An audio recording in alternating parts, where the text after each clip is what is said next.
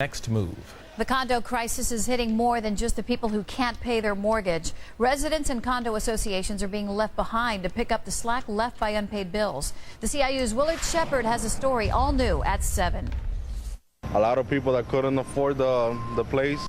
Real estate experts say they aren't surprised by what finally happened at the Cedars Point condo near downtown Miami.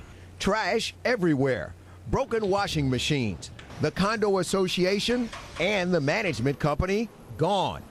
Foreclosure realty expert Melanie Heyer. It's affecting every building in some way. I would say almost every building at least has one foreclosure or one person that's not making their payments. The NBC6 CIU this summer started getting indications that condo associations across South Florida were running into trouble.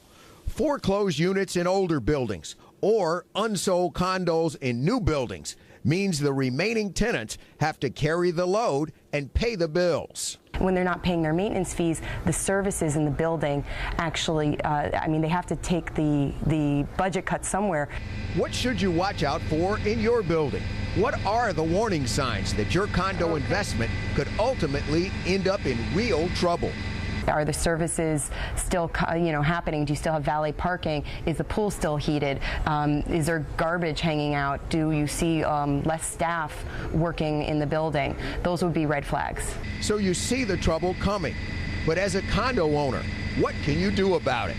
You have to ask questions to the condo association, to the management company, to the developer, and don't be afraid to be a little bit of a nuisance. Experts say call or see your condo association treasurer right away. Go to meetings to keep up with the building's finances and make sure that the association fixes the small things before they do turn into big, costly jobs. Willard Shepard, South Florida Nightly News.